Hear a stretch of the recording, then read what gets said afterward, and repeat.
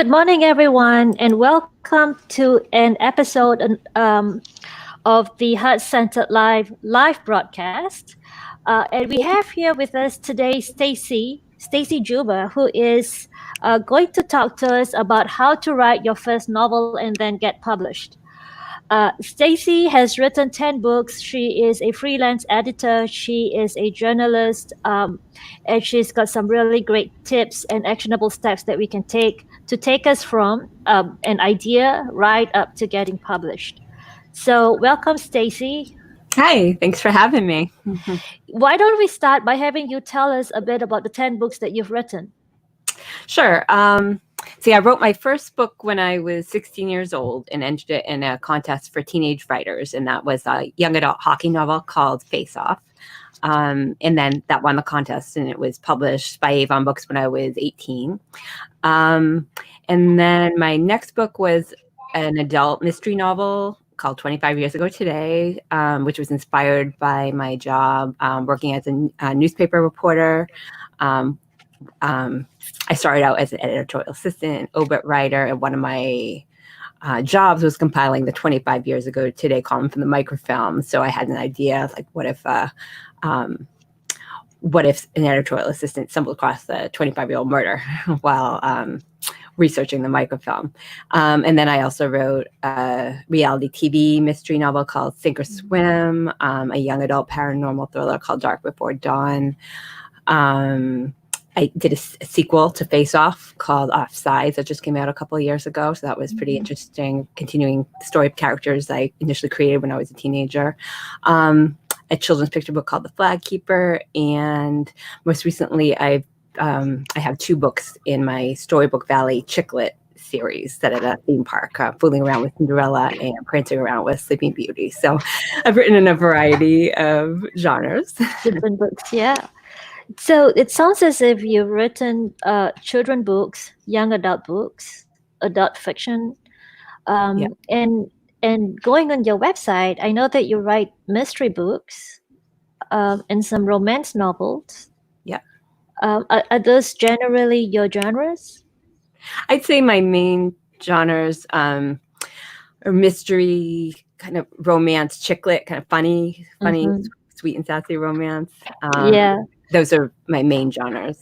But my hockey novels are actually 2 of my best-selling books because I think, so I may do another book in that series. There's 2 of my hockey rival series. I think because it feels like this need for reluctant readers or parents who are trying to get their kids to read, and it's about a topic that they're that there's not a whole lot of books about. There's not a whole lot of novels about ice hockey, sports fiction. So I think that's helped those books to be very visible on Amazon. So I'm not opposed to writing another book in that in a different genre, right? But I think for the future, I plan to do more books in my Storybook Valley series. You know, listening to great writers like Margaret Atwood and Malcolm Gladwell, you know, they always talk about having a mission when you write. You know, having a goal in mind when you write, and I love it when I read your website and you say that your mission was really to take your audience on this journey. You know, to take them away from the stresses of their daily life, and by your book, that's what you hope to achieve. You know, how did you come up with that mission? I think I started writing when I was a child because I loved to read. I was very introverted, and books were just always like an escape for me.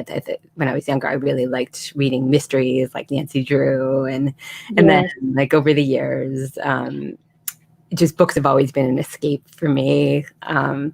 So that's kind of what I've gravitated toward writing, just kind of fun beach read kind of books, either like a mystery that you can, that you hopefully can't put down because you want to find out who did it, or just for my Storybook Valley books, just something that makes you laugh and you can keep like a happily ever after, and you can keep going back to a familiar setting, and you feel like you know all the supporting characters. Those are the kind of books I've always liked reading. So I'm glad to hopefully offer that to other readers as well. Yeah. So many people have dreams of writing their own novel.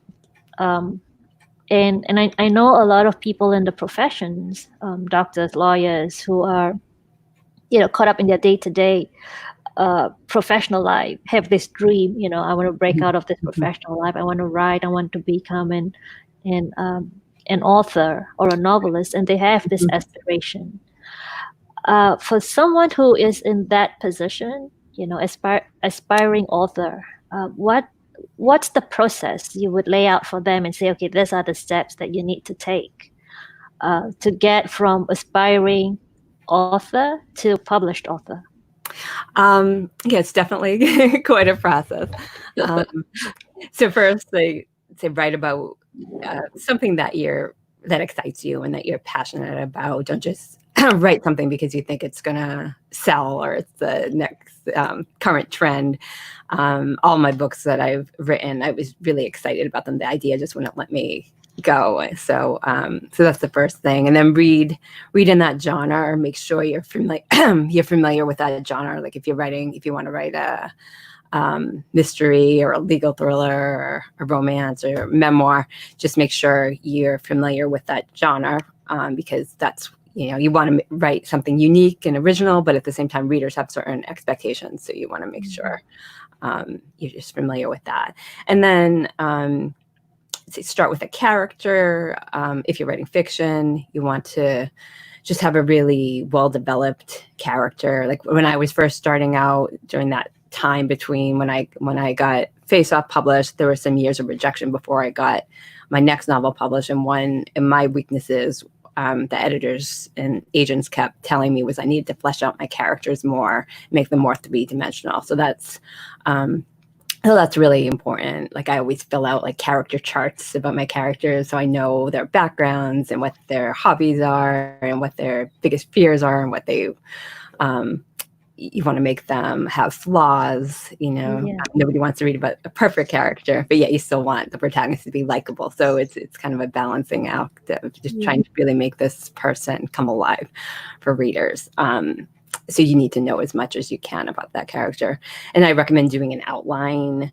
I always sit down and I do a lengthy outline. So I kind of have an idea where the story is going. A lot of, like in the first act of the book, you want to just kind of introduce the situation and set up like a pivotal event, like why is the book starting now? Where is this going? And then the middle is where a lot of novels kind of sag, because there aren't enough obstacles. There's not enough subplots, and the protagonist really needs to have conflict and kind of antagonists. So you just need to really make sure you develop that conflict in a novel, and then have it all building toward a climax. So that that's another area, because I'm also a developmental editor and a writing instructor. So that's another area where I see a lot of authors struggling, where they wrap up everything too quickly, and you need lots and lots of pages of climax. You really need to be building towards something before you resolve it. So that's basically to get started. Yeah, I like the way that you talk about building up to the climax, because I'm a great fan of Dan Brown. Oh, yeah. And he has this magical way of building up the climax towards the end, right? It's so fast paced. The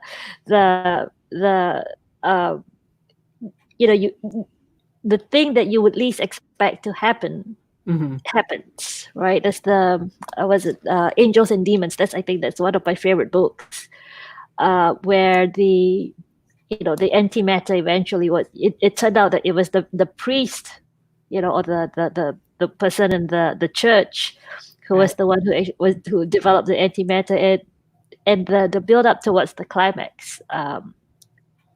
It was great, and it leaves you not wanting to put the book down. And when you finally finish the book, you go, oh, That was such a good read. Yeah, and I know exactly what you mean. But I have a question throughout this process. Which comes first, um, the outline for the story, or the character? Do you develop the character first, and then put them in the story, and then build the story around them, or have a story first and then Mhm. put the characters in the story? I think it's different for every writer, but for me, I usually get like this concept, like the idea first. Like I was for my fooling around with Cinderella book. I was at a fairy tale theme park with my family, and we had just gone to visit Cinderella, and I had this idea, like what if it was sort of like a funny romance novel about somebody that wanted to didn't really want to be Cinderella, but got stuck in this job. And Yeah. so, so that was sort of like the concept about a reluctant Cinderella. Or for my book Sink or Swim, the concept was like a reality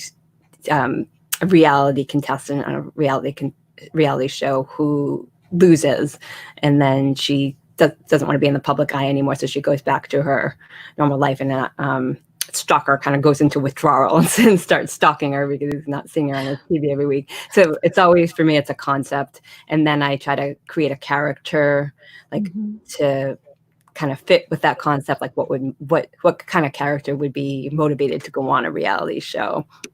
And I didn't want her main goal just to be fame. I wanted her to be something like more relatable to the average person. So for her, it was like getting money to build it. She wanted to start her own business, and she needed money. And for the Cinderella book, it's like, okay, what kind of character? If she doesn't want to be a Cinderella, then how did she wind up with this job? And I thought she was ambitious, and she wanted to be a marketing person, and she wanted to. Her last job was working for a hospital, and then she kind of wanted to do something fun, doing marketing someplace fun. So she kind of pitched this idea of being a marketing coordinator, and the boss is kind of like, well, you could do that part-time for now, but what I really need is a Cinderella for the summer. So, and then it's just really exploring those characters and their character arcs and how they change from the beginning to the end. And then I have like a loose outline, to get started, because it's really hard to face that blank page if you don't know where it's going. But it's definitely not written in stone. Like sometimes the characters will surprise me the more I get to know them and start writing. Sometimes I'll write a scene where I just really, I don't know where that came from, because that wasn't where I was planning to go, and I'll have to go back and adjust the outline. But so I think it's just a matter of whichever comes first for you, just trying to find the right balance of, okay, you have this character and you have this situation you want to write about. What would make the character be in this situation? Why are they in this situation? How they feel about it? What kind of conflict could this character face in this situation? I wanted to ask you what you thought about the suggestion that Margaret Atwood provided, and she said that if you want to build your character and really feel what your character is doing, is feeling, have that character write you a letter. What do you think? What do you think of that idea? I've actually done something similar, like where not so much a letter, but I'll just start writing. Like most of my books are in third person, so he or she. But before I start, a lot of times I'll write in first person, just sort of like free writing. I guess it is kind of like a letter where I'll just kind of just write and see what comes out to try to get to know that character. So I think that is a really great suggestion. Just even just because to kind of tap into your subconscious mind, because sometimes, again, like when I'm writing a book and I kind of veer from the outline, I think it's like coming from my unconscious, And I think if that's just sort of tapping into the same area, if you sit down and write, kind of do some free writing from the point of view of your character, that can really just help you tap into that creativity mindset. Yeah. I have so many questions to ask you about this entire process, but I did want to ask you a question about that creativity mindset, because I think it relates to a lot of people from my audience who are tuning in, or who will tune in.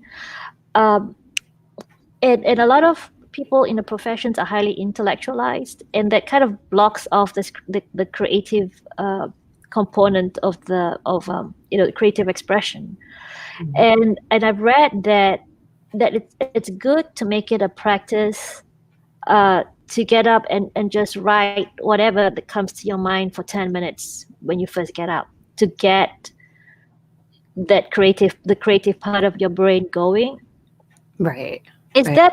that something you would recommend to doctors, lawyers who spend so much time analyzing things? Yeah, I think that, or doing anything creative. I think it's Julia Cameron who she recommends, like the morning pages, getting up and writing Yes. something. But you could journal. You could even just whatever, like whatever you Paint. enjoy. Any kind of creative, like if you like to Mhm. draw, paint, just anything to kind of just stop thinking and to get into that creative kind of zone, Yeah. that creative place.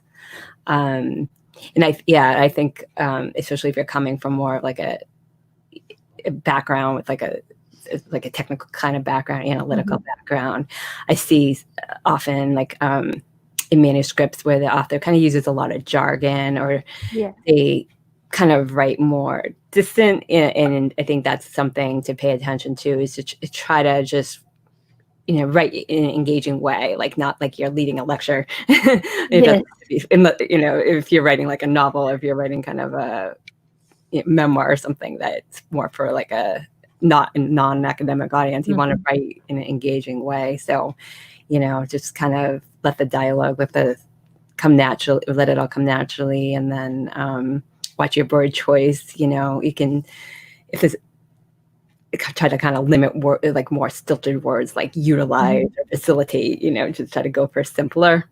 Um, Yeah. but first, Words. get it down, and then you can always kind of fix all that later in the Yeah. editing. But I love it.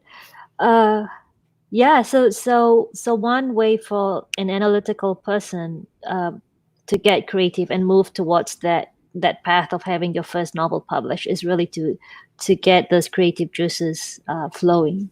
yeah, right, and Mhm. just kind of try to kind of like just sort of forget about who that Mhm. somebody's going to read it. Just kind of, it's your draft, and just start writing, and it doesn't have to be, but remind yourself, it doesn't have to be perfect right now. You just want to get it down, and just try to focus on telling the story, and letting it flow, and stop trying to kind of like analyze everything as Yeah. you're writing. That for somebody that has that kind of mindset, like analytical, it might be more helpful to kind of focus on like editing later, because sometimes writers will kind of edit as they go Mhm. along. But if you're finding that you just keep getting second guessing yourself all the time, just try to get the draft down, get it Mhm. down, and then you can go back, and then you can look at it from a more analytical perspective, because that will be needed later during the editing phase. That is Yeah. a really good characteristic to have, but you just don't want to limit that creativity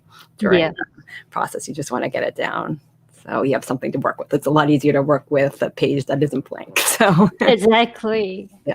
So in your experience, what's the average time to take um, a draft? Or I wouldn't even say, the very first step, the very first page of the book, right up to completion. What's the average time frame that or is there no average? Well, yeah, I don't know if there's an average, because it is so many writers are doing it on the side, especially when they're getting Mhm. started. So they might be fitting it in between like a full-time job and family responsibilities. Um, for me, like when I was younger, before I had kids, like I was still working full time, but before I had kids, I wrote a lot faster than I Yes. do now. I used to be able to write a book in maybe about 6 to 8 months. Mhm. And have it pretty well polished. Now, I think I did my rewrite of Offsides, my second hockey rivals book. I did that about a year from the beginning to by the time it was fully edited. Um, and sometimes things come up, like for Fooling Around with Cinderella.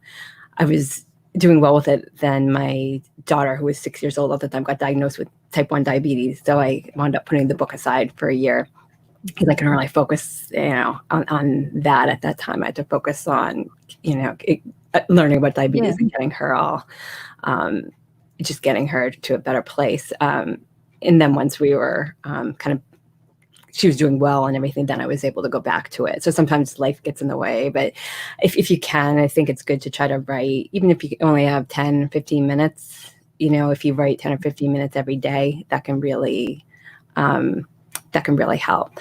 And then I think what a lot of new writers don't realize is that the editing process can actually take a lot of time. Like a lot of authors have submitted books to me and to be edited, and a lot of times they just expect that I'll make some comments and then they'll do some revisions and then it's ready to publish. But the truth is that most new writers need multiple rounds of editing, and it's going to be very expensive. The average cost of developmental editing is like $45 to $55 an hour, and that's according to the Editorial Freelancers Association. And in that hour, you can expect the editor to do maybe 1 to 5 pages. So if you have a 350-page manuscript, that can be very expensive just for one round of editing. And I've seen some beginning writers who ideally would have needed I've had some beginner writers who ideally would have needed 7, 8 rounds because they were starting from square one with no experience and having trouble with grammar and that kind of thing.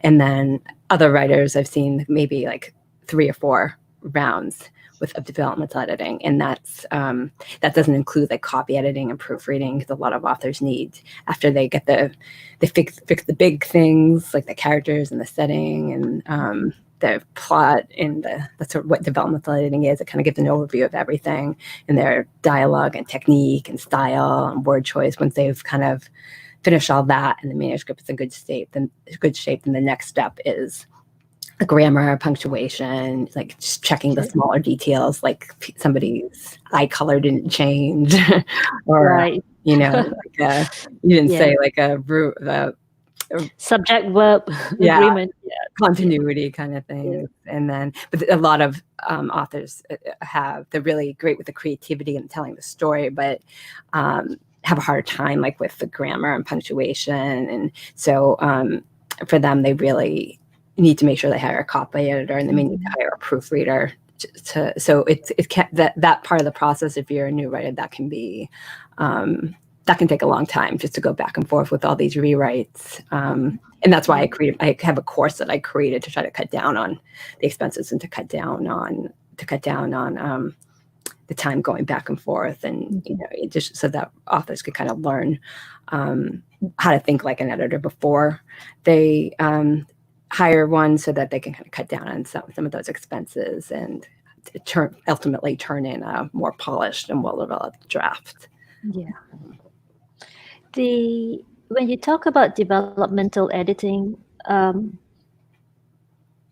you talk a little bit about that just now, but it's really editing of the entire story, correct? So you're looking at the story arc, you're looking at character development, you're looking at dialogue, the first chapter, how it starts off, whether the ending ends well. Is that what developmental editing is? It's looking at everything, even the point of view. A lot of authors have trouble with the point of view.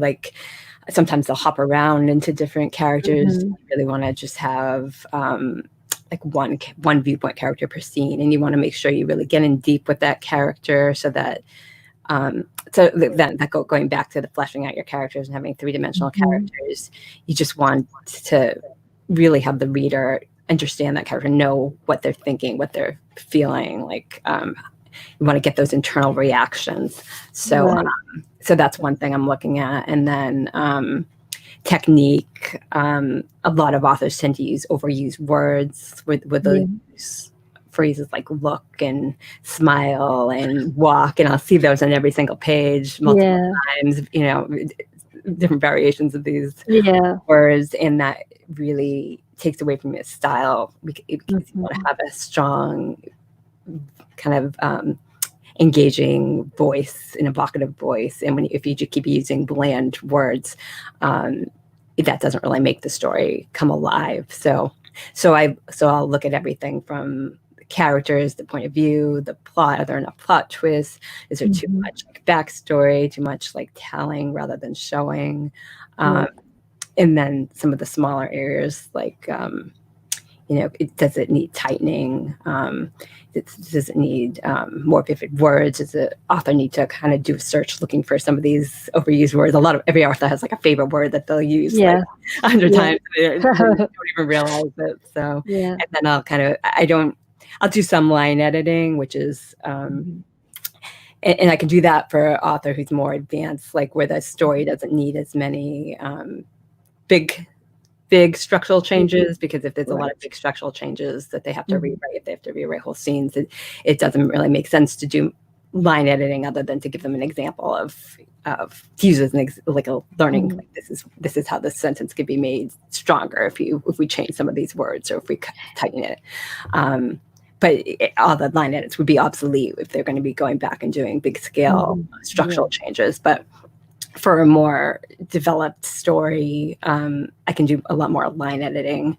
So sometimes if like I'm working with an author and they send me multiple drafts, for the first couple of drafts, it'll be more focusing on the bigger things. And then as the story gets more and more well developed, then we can kind of hone in on doing some more line editing. And I'll do that's the thing with other editors too, is that like some developmental editors will do line editing and some don't. Like some copy editors will do proofreading and some don't. So you kind of have to really study the different websites, make sure you know what you're paying for, just so you understand. Because it's just, even though there's like different kinds of editors, it's not like one's like standard definition of what this development editor does may be a bit different from what another one does. So it's just always good to kind of look around and understand like what services that they each provide. So, would you suggest choosing a developmental editor whose style is more resonant with your own, or what are the criteria that someone should look for in a developmental editor? I would look at their websites and see, do they have testimonials, and see what kind of genres those authors are in.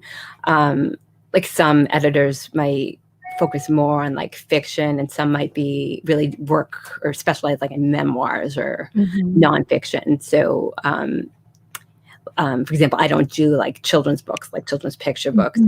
So you want to make sure that the editor does to feel comfortable with your genre. So that's definitely one thing. And I always would just look for testimonials, just because I've heard like stories where like authors have paid a lot of money and then 3 months later they still haven't gotten their manuscript back. So you just want to make sure that you just don't jump into hiring someone. Check around for prices. Some editors, if they're starting out, they might have lower prices. But again, they're trying to build up their testimonials. So you just want to make sure that you feel comfortable. You feel like this is somebody who's trustworthy. And yeah, so I think you just kind of have to go with your gut feeling and make sure you've just looked around, that you know exactly what you're paying for.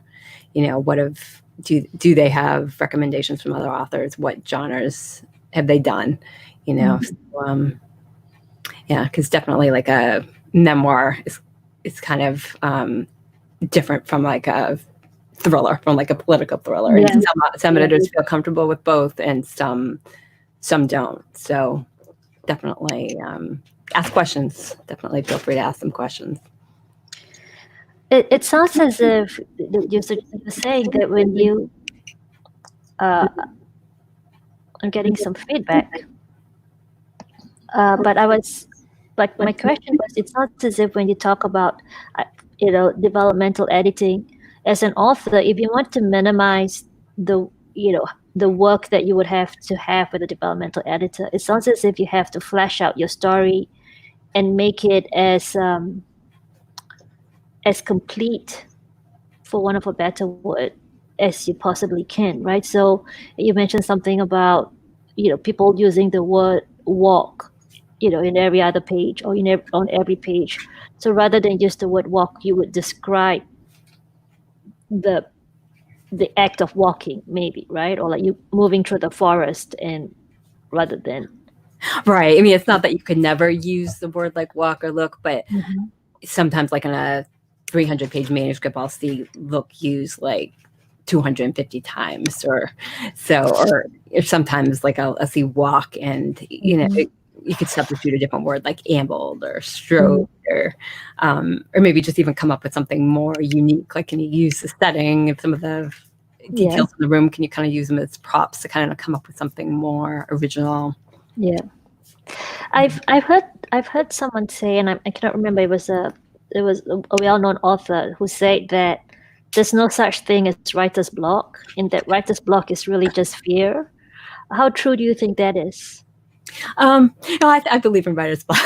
Oh yeah. I have, but I think it comes down to, I mean, fear could be definitely one factor.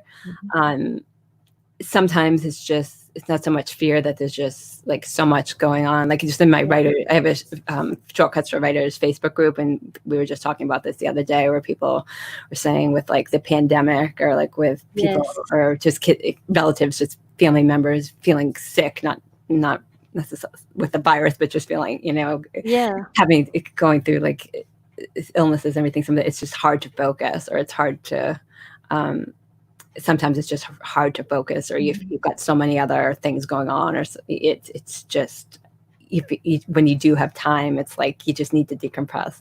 So I think that's one thing, and that, again, that goes back to trying to make you make some time. Like, if you take a walk, make sure you take some time for yourself to exercise, to clear your head, meditate, or journal, draw, paint, whatever.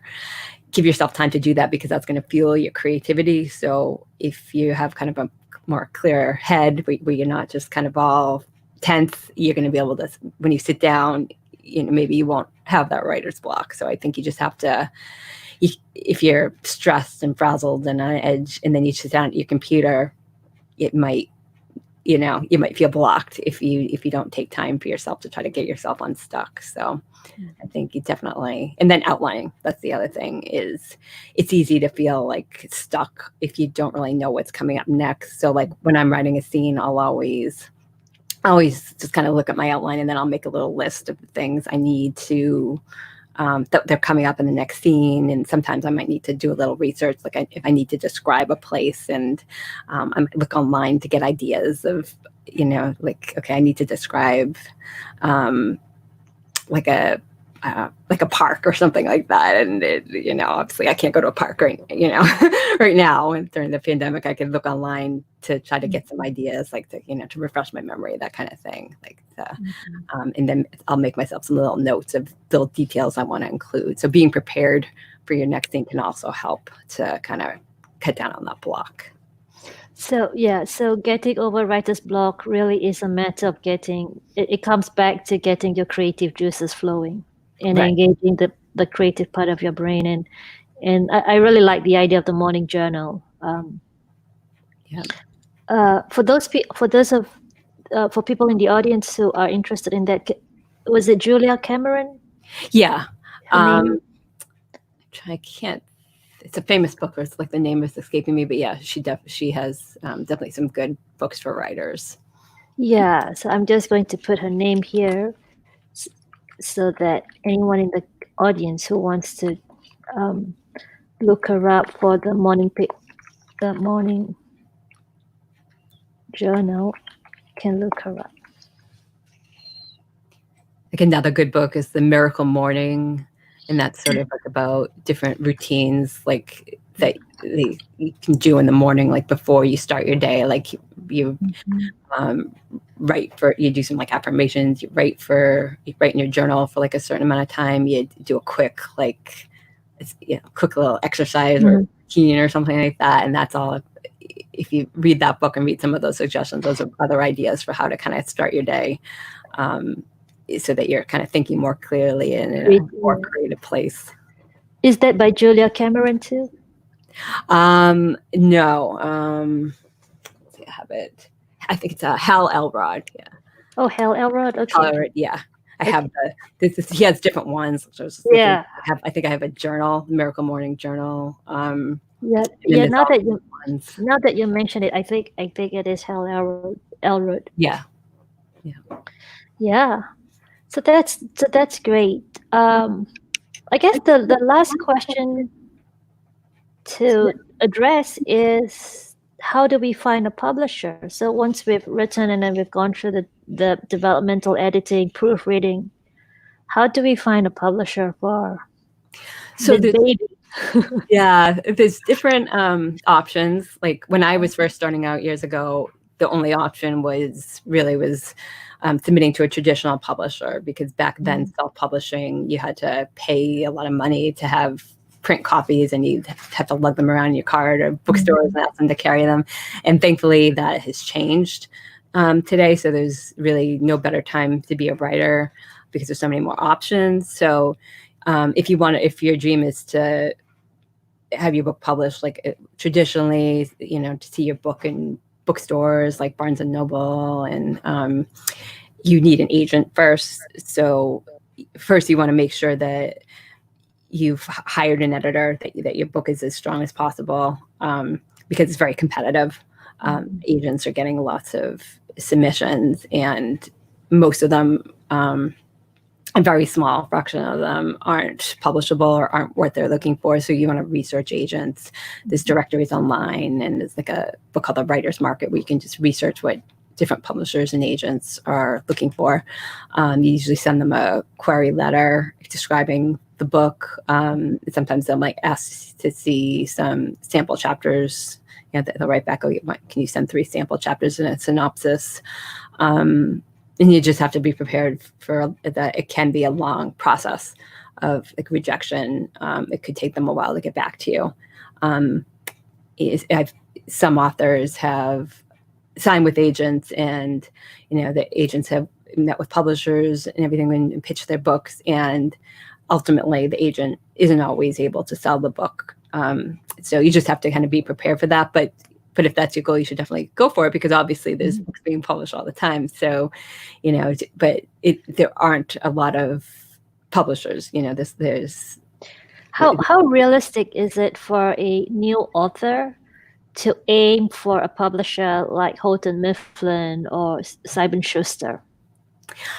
I mean, it's definitely, you want to make sure that your book is well edited before it's so. I have clients that will send books to me, or who will take my class.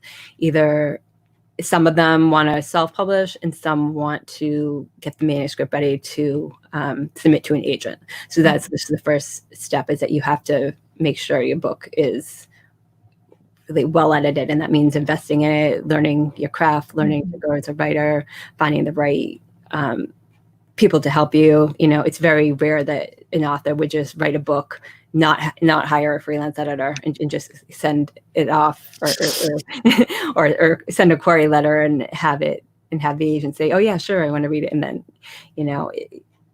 that would just be very, very rare, because most now, especially, it's just so competitive. I even have clients that already have contracts with publishing companies who hire a freelance editor before they send the manuscript to the editor there, just because editors don't have as much staff or as much time as they used to spend on editing. I mean, they'll definitely work with their writers, on editing, but you still want to be professional and give them a manuscript that's really well developed and is as strong as possible. So you just kind of have to realize that even a lot of the writers that are under contract at the publishing company, they might have their own freelance editors too. So, so it would be very unlikely for you, a newcomer, to just write a book, send it off, and, never have it professionally edited. So, so that would be the first thing. And then, but luckily, there's also the option of self-publishing or indie publishing. So that's a great plan B. And also for some authors who just don't want to, some authors, I think, are more entrepreneurial, and they don't want to wait. They want to get their book out like now, they don't want to wait a few years, or, to go through that process of trying to find the right agent and going back and forth, and, and then trying to see if a publisher's interested. And that could take you could be really lucky and it could take a short time, but you could also be like, it could take, a long time to finally find out if that's going to work or not, if that's going to pan out or not. So, now it's much easier to self-publish than it was years ago. I mean, with the growth of like Kindle and Nook and Kobo, it's very easy to self-publish a book.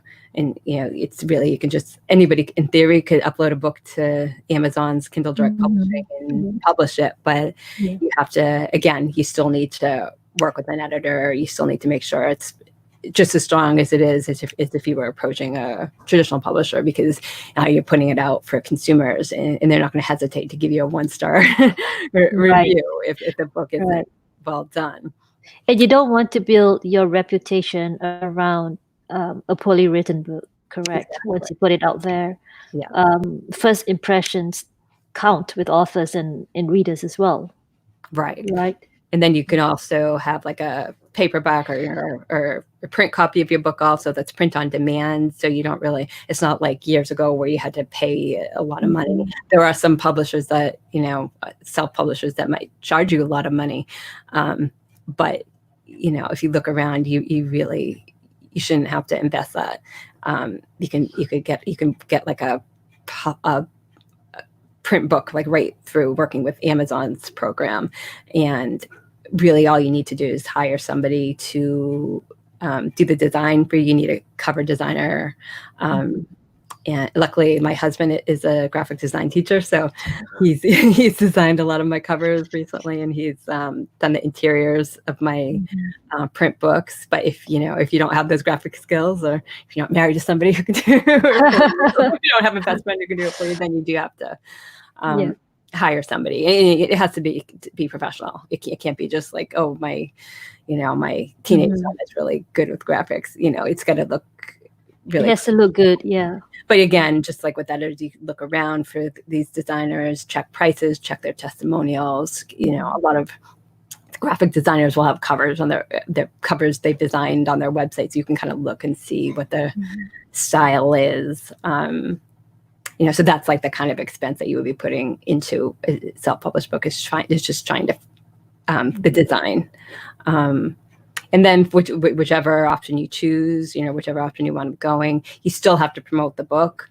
With a mainstream publisher, they will send out review copies to the large review publications like Publishers Weekly or Library Journal. Your book will, if it's a large publisher, it'd be much more likely to get into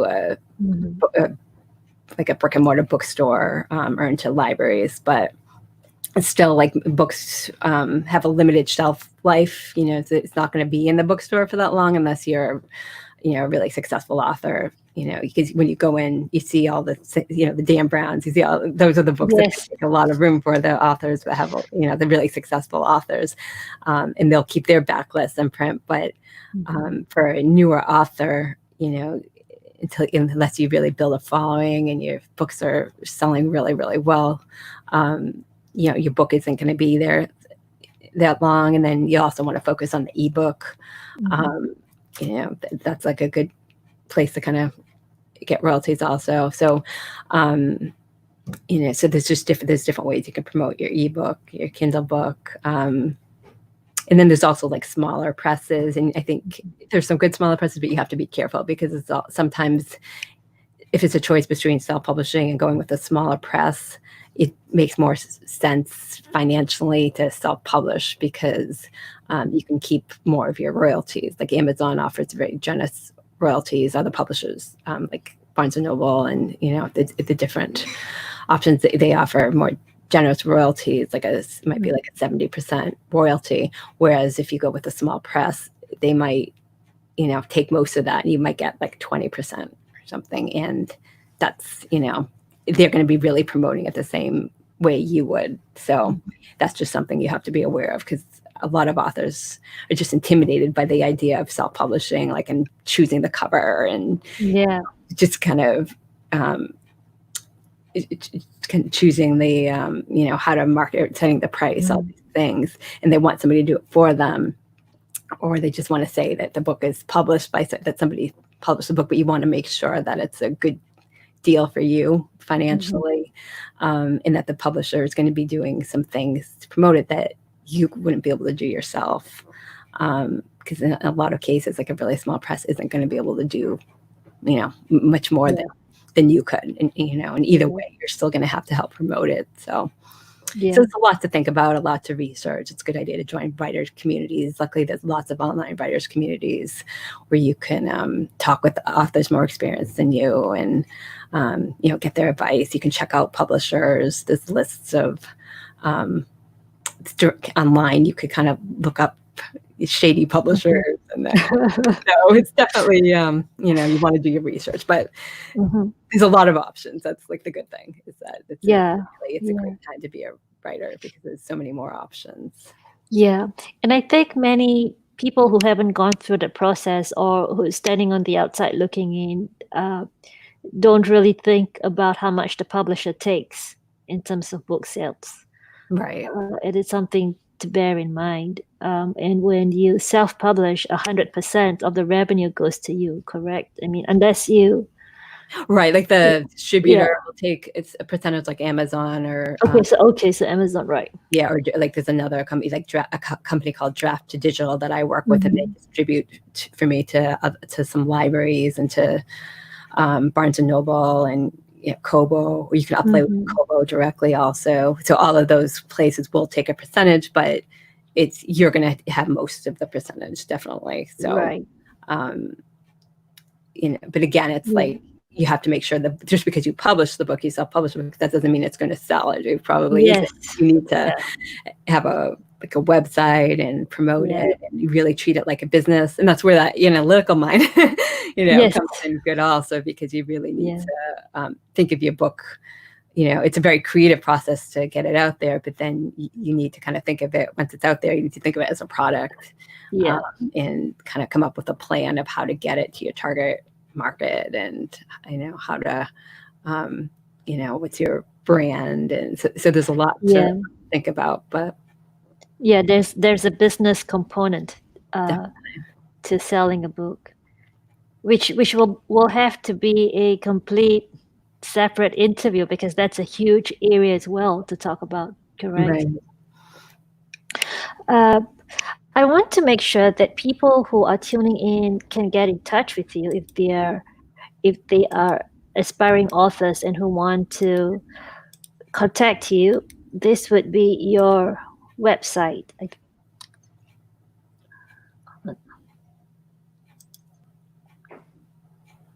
Yeah, they could go to stacyjuba.com. That's my website for the kind of like everything. It talks about my books and everything, and then it links to I have a website just for writers also. It's called shortcutsforwriters.com, and there they can. But if they go to stacyjuba.com and click on like editing in the menu, that will take them over to the Shortcuts for Writers website.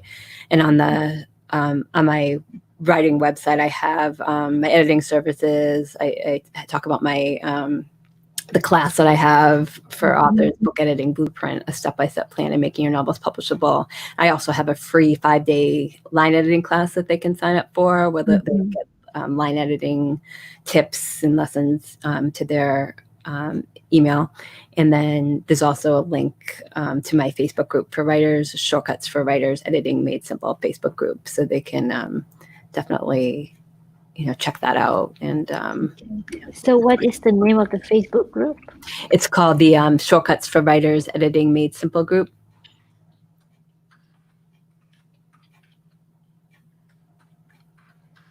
Made Simple.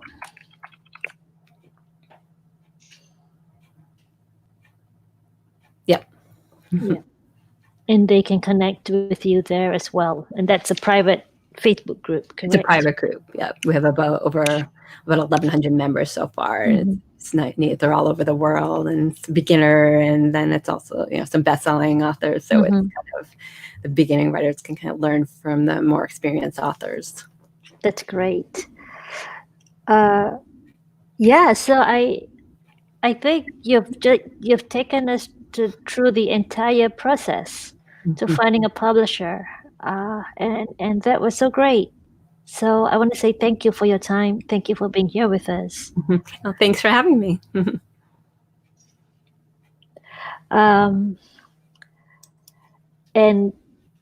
everyone would have your sites to get in touch with you, and I hope they all get in touch with you too.